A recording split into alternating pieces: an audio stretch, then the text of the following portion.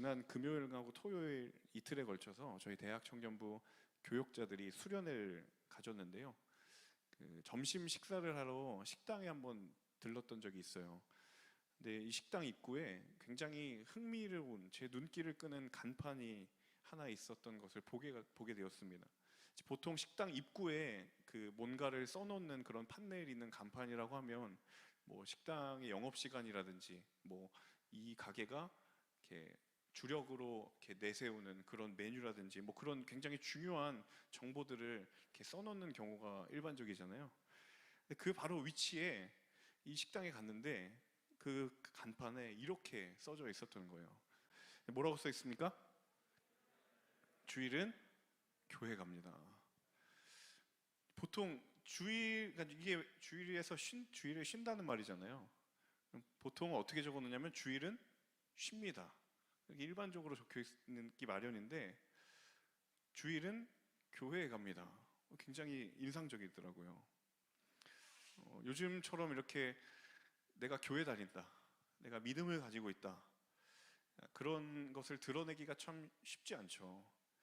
신앙을 내가 가졌기 때문에 어떤 유익을 볼 것인가, 이것이 내게 어떤 유익이 있을 것인가를 생각하기보다 오히려 내가 신앙을 가졌기 때문에 손해가 되면 어떡하지? 혹은 불이익이 되면 어떡하지? 이런 것들을 고민하게 되는 시대가 오늘날 우리가 신앙생활하고 있는 시대잖아요. 그런 것을 제가 알고 있다 보니까 당당하게 주일은 교회에 갑니다 라는 이 문구가 굉장히 저에게는 인상적인 문구였던 것 같아요. 여러분, 우리의 믿음이 위축되기 쉬운 순간이 있고 때로는 우리의 믿음이 연약해질 수 있는 그런 순간이 있을 때 그럼에도 불구하고 우리의 믿음의 걸음을 포기하지 않는 이유가 무엇일까? 바꾸어 말하면 그럼에도 불구하고, 그런 상황이 있음에도 불구하고 우리가 믿음을 포기하지 않을 수 있는 이유는 무엇일까? 그 믿음의 힘과 그 믿음의 용기는 과연 어디에서 오는 것일까? 오늘 저는 이 바울의 선포, 로마서 1장 16절에서 17절에 있는 이 복음을 향한 바울의 선포 가운데에 이 믿음의 비밀을 발견하게 되기를 원합니다. 그리고 오늘 저와 여러분에게도 그 바울이 선포했던 복음의 능력이 다시 한번 우리 각 사람의 삶마다 회복되고 다시 한번 온전히 선포되기를 주님의 이름으로 축원합니다. 먼저 16절의 말씀, 오늘 16절 말씀 다시 한번 읽어보도록 하겠습니다. 함께 읽습니다. 나는 복음을 부끄러워하지 않습니다. 이 복음은 모든 믿는 사람들에게 구원을 주시는 하나님의 능력이기 때문입니다. 먼저는 유대 사람에게요, 다음으로는 그리스 사람에게입니다. 지난주 본문이 15절까지였죠. 15절까지 이제 바울이 로마 교회에 이제 문안 인사를 했습니다. 그리고 16절부터 진짜 자기가 하고 싶은 말을 이제 16절부터 하는데, 흐름상 사실 문안 인사가 끝나고 나면 여기는 이제 자기가 하고 싶은 말의 서론에 해당하는 이야기잖아요. 근데 흐름상은 서론인데 느낌은 결론을 말하고 시작하는 느낌이 굉장히 커요. 굉장히 뜬금없이 거의 답정너와 같은 결론을 이야기하고 그냥 쐐기를 받고 시작하는 듯한 그런 느낌이 커요. 바울이 16절 맨 앞부분에 뭐라고 이야기합니까? 나는 복음을 부끄러워하지 않습니다. 여러분 잘 알다시피 바울이 굉장히 논리정연한 사람이거든요.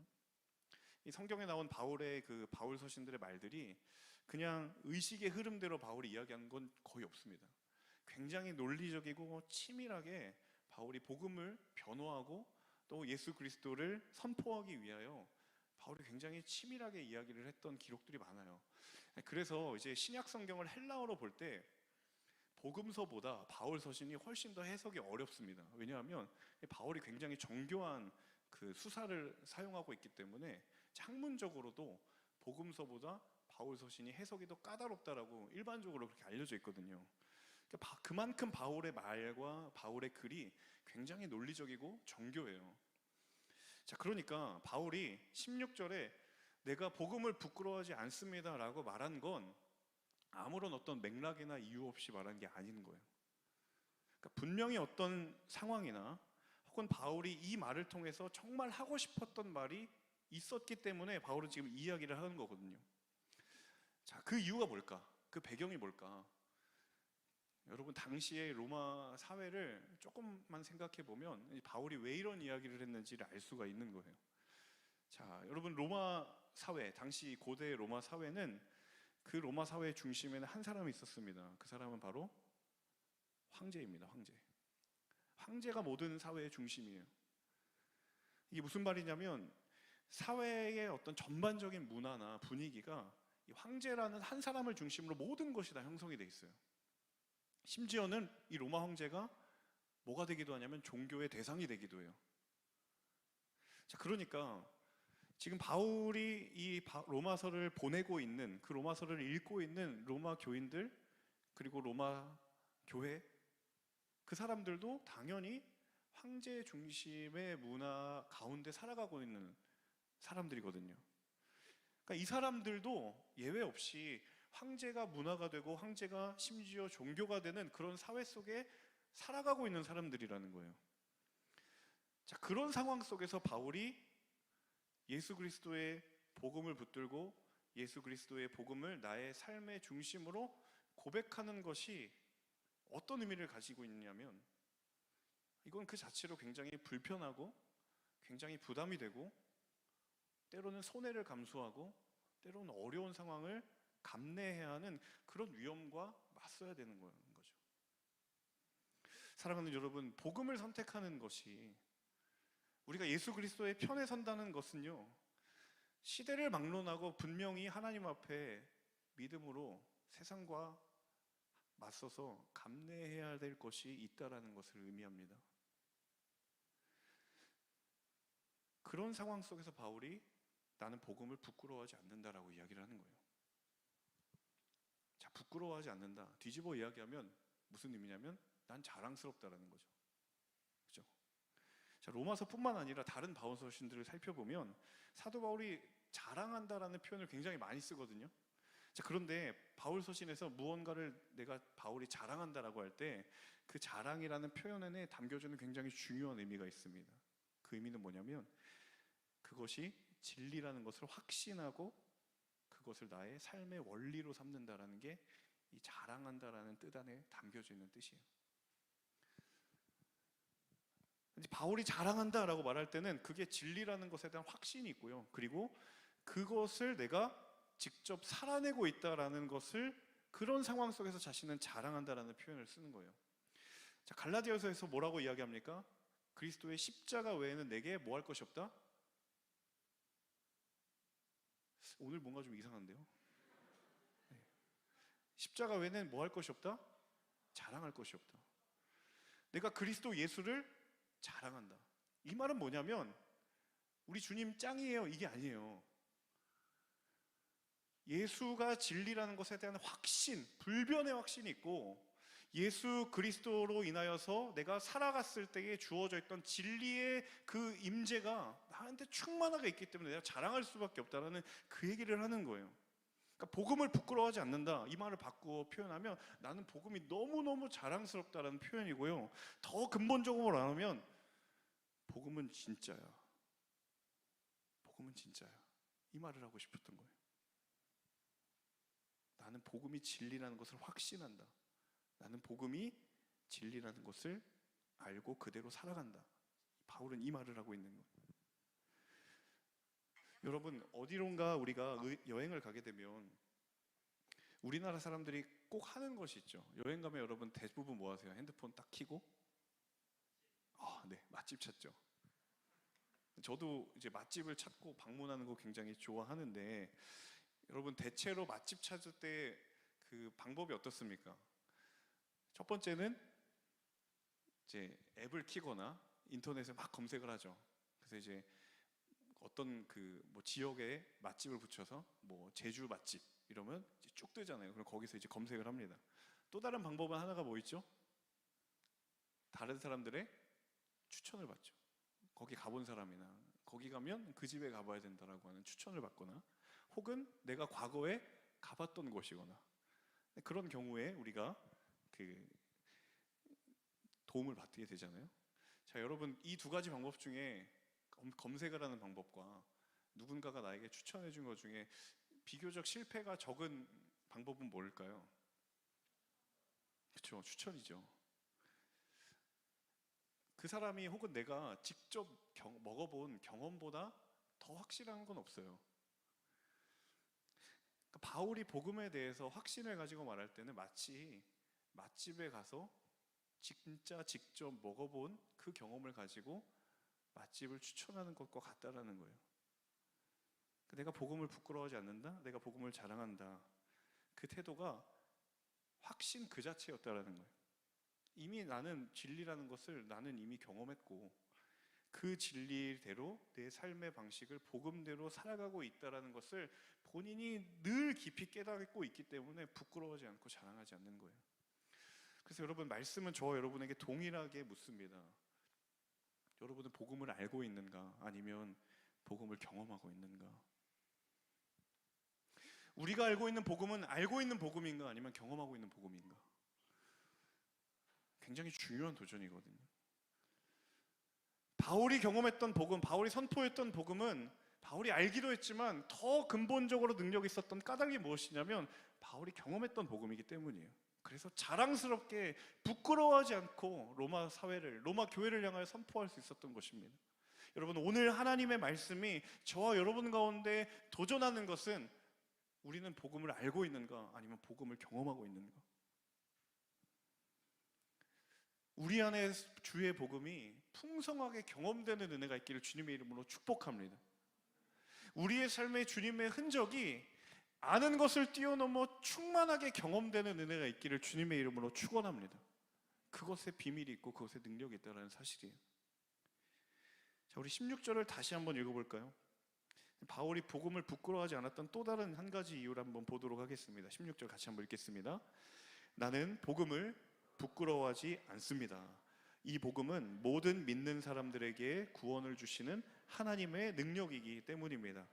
먼저는 유대 사람에게요, 다음으로는 그리스 사람에게입니다. 자, 바울이 복음을 부끄러워하지 않을 수 있었던 또 다른 이유, 바꿔 말하면 복음을 자랑할 수밖에 없었던 이유가 무엇이었냐면 그 복음은 하나님의 능력이 되기 때문이에요. 특별히 어떤 능력이냐면 모든 사람에게 구원을 주시는 하나님의 능력이에요.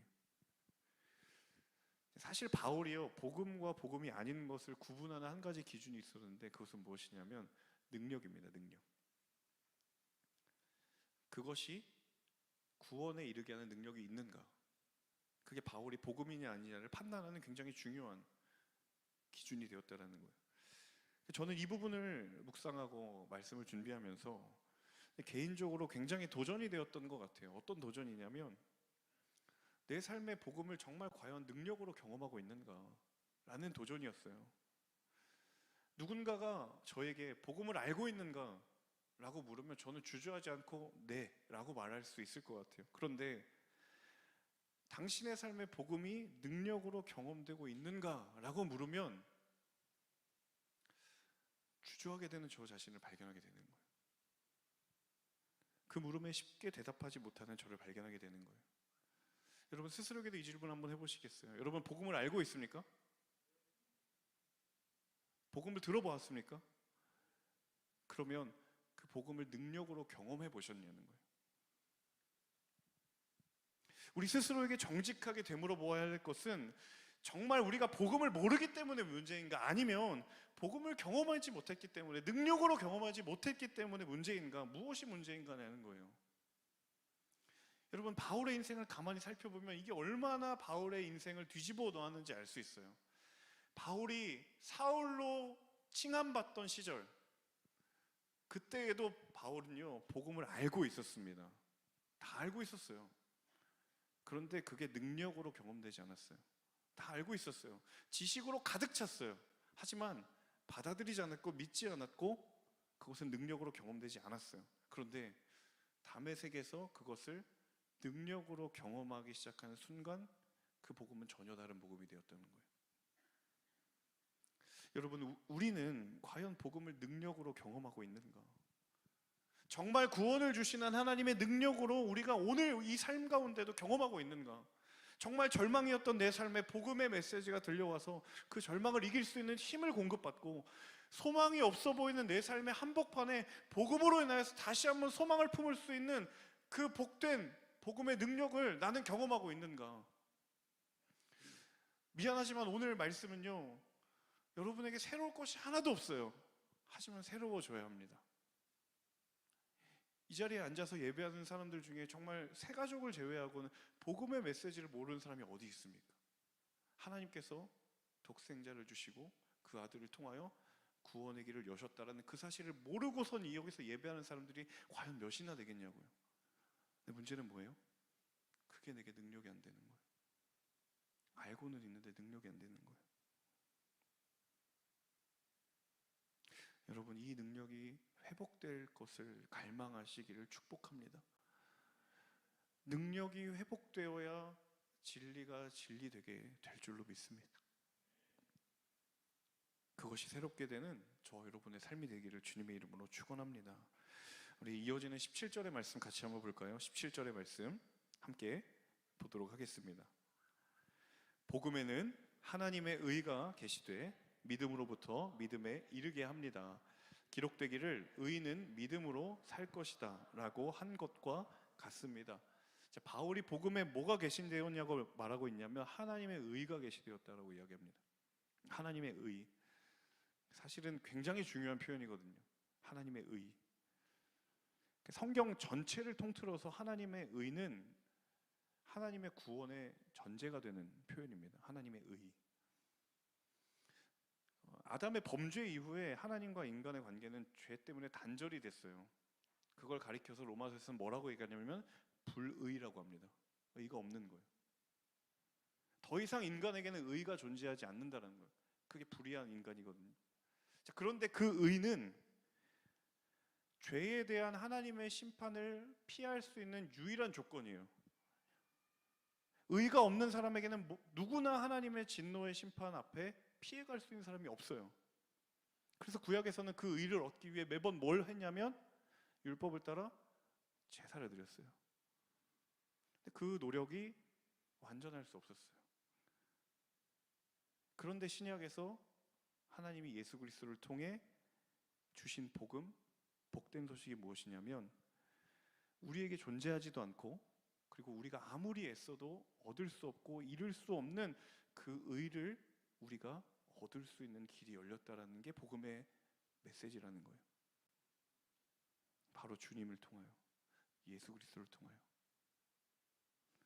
우리에게 존재하지도 않고 우리가 아무리 애써서 우리의 힘으로 얻을 수 없지만 예수 그리스도 그분을 통하여서 하나님의 모든 심판 가운데에 우리가 그것을 피할 수 있는 하나님의 의를 얻을 수 있다는 거예요.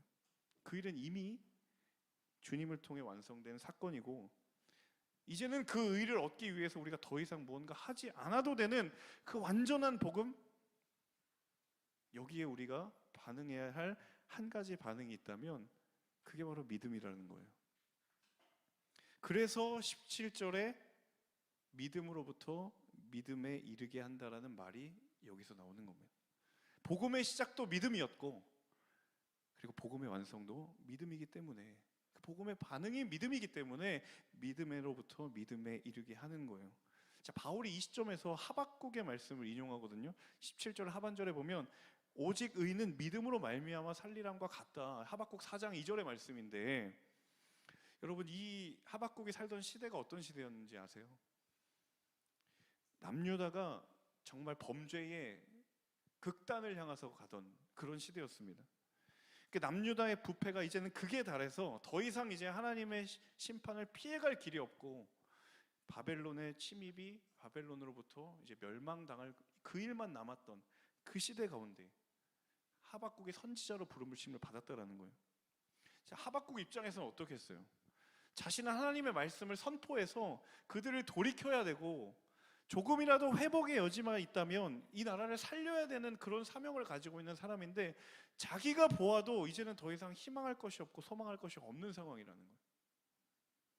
그런 하박국에게 하나님이 뭐라고 얘기하셨냐면 오직 의는 믿음으로 말미암아 살리라. 교만한 자들이 넘쳐나고 있는 멸망의 시대, 하지만 그 가운데에 하박국에게 하나님 말씀하시는 거예요. 내가 그 상황 가운데서도 여전히 하나님의 계획을 신뢰하고 하나님의 일하심을 내가 믿느냐?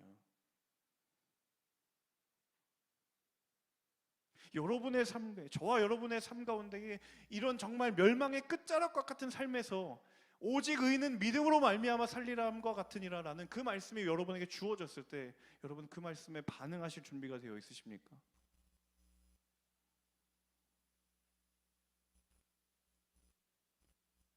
그 믿음이 절망 중에도 하박국을 살게 하실 것이다라는 하나님의 약속 때문에 하박국이 그 이야기를 듣고 다시 힘을 냈던 거예요. 사랑하는 여러분, 우리의 소망의 근거는 오직 하나님 그분께만 있는 줄로 믿습니다. 우리의 삶이 아무리 좌절하고 아무리 절망 가운데 있어도 그 믿음의 기준이 하나님께만 있다면, 그 믿음의 소망의 근거가 오직 하나님께만 있다면 하나님의 계획은 절대로 무너지지 않는 줄로 믿습니다. 심지어 남유다가 멸망한 이후에도 하나님 다시 한번 그 나라를 회복시키셔서 하나님의 사람들을 통해 그 일을 이루어 가셨던 것처럼 모든 소망이 끊어져 버렸다라고 생각하는 그 때에도 하나님의 선하심과 하나님의 신실하심은 여전히 이 땅을 바라보고 있는 줄로 믿습니다. 여러분, 오직 의인은 믿음으로 말미암아 살리라. 그 복음에 하나님의 의가 나타나 있기 때문이에요. 저는 오늘 이 시간 우리 각자의 삶에 이 말씀의 약속으로 임하시는 하나님을 정말 믿음으로 신뢰하기를 주님의 이름으로 축복합니다. 여러분, 여러분의 삶에 너무나도 많은 상황들로 인하여서 덮어져 있었던 그 믿음의 생명력이 다시 한번 살아날 수 있기를 주님의 이름으로 축원합니다. 내 영혼아 어찌하여 낭망하며 어찌하여 불안해하는가? 너는 오직 하나님께만 소망을 두라.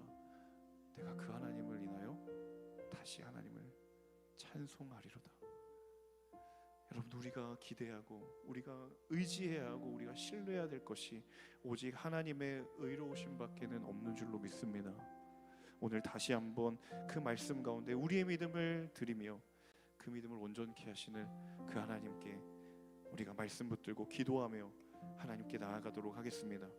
우리 이 시간 함께 찬양하며 나아갈 때에 하나님, 그 완전하신 주께서 우리를 의의 길로 인도하시고 우리를 위하여 행하신 모든 일을 우리 가운데에 밝히 깨닫게 하실 때 하나님, 내가 하나님 앞에 드릴 건 믿음으로 주님을 찬양하는 것밖에 없습니다. 주님, 주의 의로우심이 우리의 소망이 되는 줄로 믿습니다. 우리 이 고백을 가지고 우리 함께 찬양하며 기도의 자리로 함께 나아가도록 하겠습니다.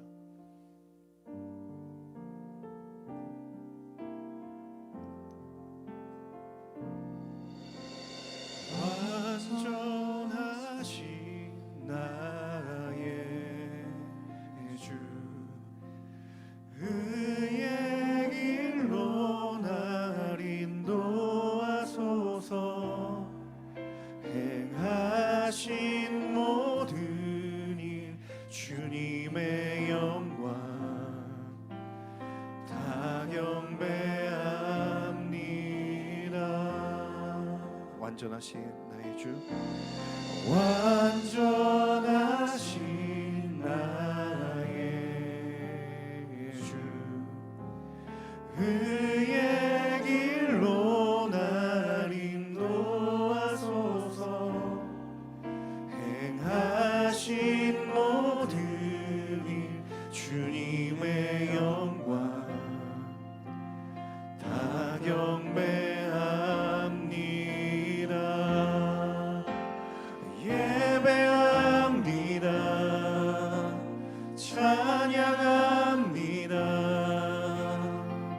주님만 날 다스리소서. 예배합니다. 찬양합니다. 주님 홀로 높임 받으소서. 다시 한번 고백하며 나아갈 때 그 자리에 일어나셔서 함께 찬양합니다. 완전하신 나의 주의 길로, 주의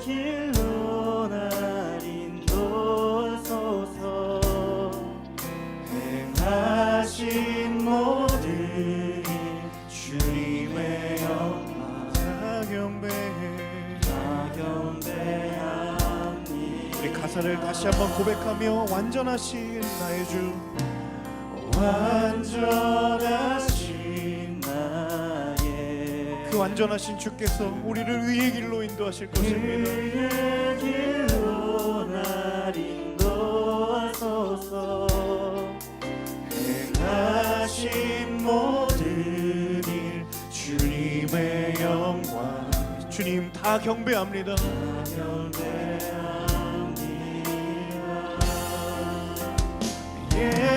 예배합니다. 찬양합니다. 주님만 날 다스리소서. 예배합니다. 찬양합니다.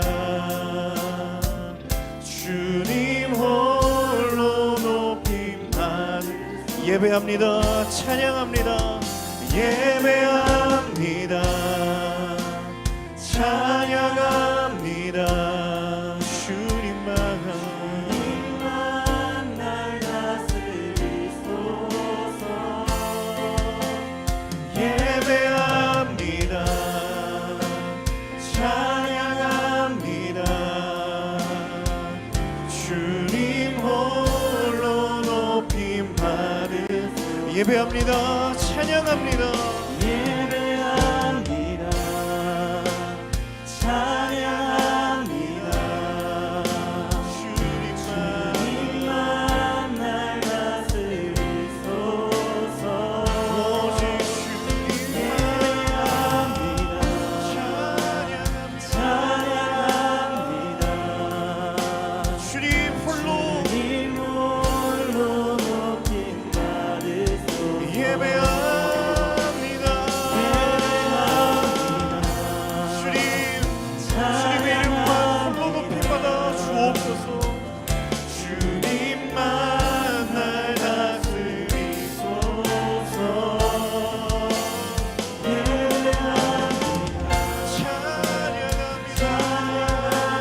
찬양합니다. 이 시간 주님의 이름만 홀로 높임 받아 주옵소서. 우리 함께 전심으로 찬양합니다. 예배합니다. 예배합니다. 찬양합니다. 주님만 날 다스리소서. 예배합니다. 찬양합니다. 주님 홀로 우리 전심으로 선포하며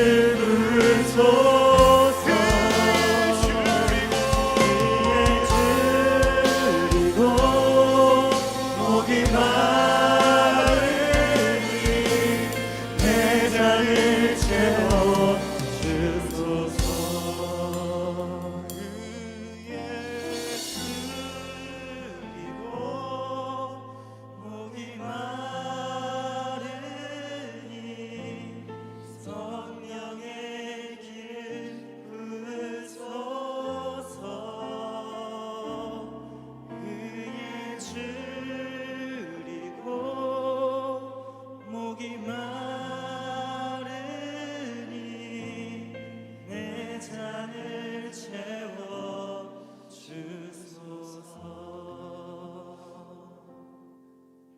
여러분, 이 시간 우리가 정직하게 그 복음 앞에 서기를 원합니다. 과연 나의 삶이 복음을 듣지 못했고 알지 못했기 때문에 이토록 무기력한 삶을 살아가고 있는 것인가? 분명히 우리 가운데는 복음에 대한 정보가 있었고 복음에 대한 들음이 있었습니다. 그런데 오늘 다시 한번 말씀을 통하여 하나님 우리에게 도전하십니다. 우리에게 부재했던 그 복음의 능력, 모든 사람을 구원하고도 남음이 있는 그 하나님의 완전하시고 온전하신 그 복음의 능력이 과연 우리의 삶의 실제가 되었던 적이 언제인가? 이 시간 우리가 다시 한번 정직하게 그 복음 앞에 서기를 원합니다. 오 주님, 내게 복음의 능력이 실제가 되게 하여 주옵소서. 복음의 능력이 실제가 되게 하여 주옵소서. 하나님, 복음을 모르는 어떤 능력이 아니라 그 복음의 능력이 다시 한번 내 삶 가운데 충만하게 임함으로 복음으로 말미암아 살게 되는 믿음의 걸음을 걸어가는 하나님의 자녀된 삶이 되게 하여 달라고 우리 다시 한번 주님 앞에 기도하며 나아갈 때에 우리 간절한 마음으로 주여 부르시며 기도합니다. 주여,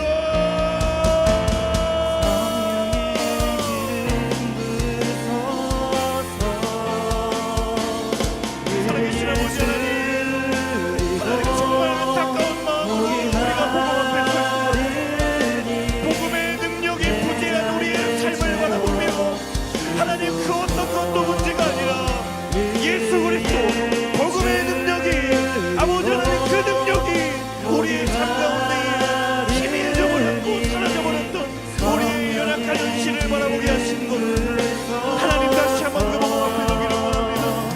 그의 줄이고 목이 마르니 그 복음의 능력을 힘입어 나아가는 하나님의 사람들, 하나님의 자녀들의 인생이 되게 하여 주옵소서.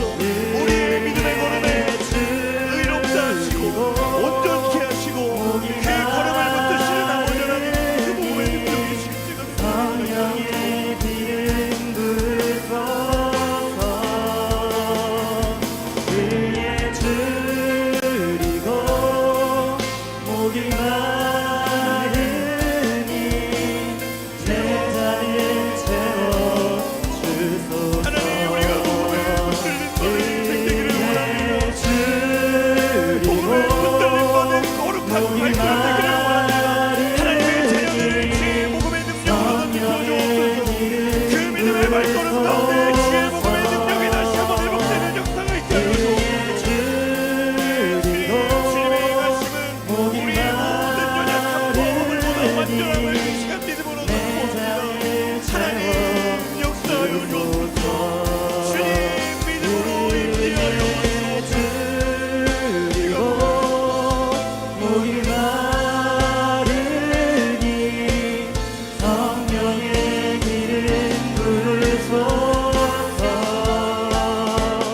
그의 줄이고 목이 마르니 내 잔을 채워 주소서. 사랑하는 여러분, 하나님의 의는 소망의 이유와 근거가 됩니다. 우리에게 없지만 주께서 그것을 은혜의 선물로 주셨기 때문에 우리가 여전히 우리의 허물과 연약함과 더러움에도 불구하고 하나님께 소망이 있기 때문에 우리는 다시 한번 일어서게 되는 그 능력이 있는 줄로 믿습니다. 이 시간 함께 기도하며 나아갈 때, 하나님, 내게는 없지만 하나님께서 주님을 통하여서 주신 그 하나님의 의가 내 삶 가운데에 충만하게 임하는 믿음의 발걸음이 걸어가게 하여 주옵소서. 소망의 이유가 되시는 하나님과 동행하는 삶을 살게 하여 주옵소서. 하나님, 내게는 그 어떤 의도 없지만 하나님께서 주 예수 그리스도를 통하여 주신 그 값없이 주신 하나님의 의가 내 삶의 실제가 되고 능력 있는 역사가 있게 하여 달라고 우리 다시 한번 기도하며 나아갈 때에 우리 간절한 마음으로 주여 부르시며 기도합니다. 주여, 하나님, 복음에는 하나님의 의가 나타나서 아버지 하나님 그 의를 온전하게 그 하나님의 의를 세우시며 하나님 소망의 이유가 되시는 하나님과 동행하는 그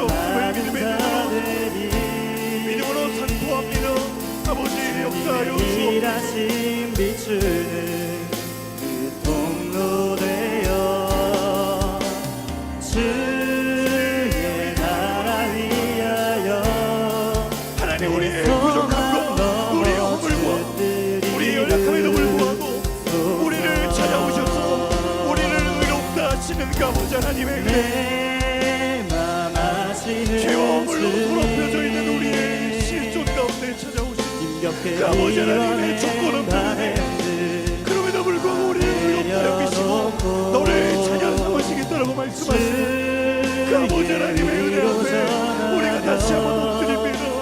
우리가 다시 한번 주님 앞에 엎드립니다. 주님, 주의 신실하심을 우리가 믿음의 눈으로 바라보며 주 앞에 나아가는 하나님의 사람들 될 수 있도록 인도하여 주옵소서.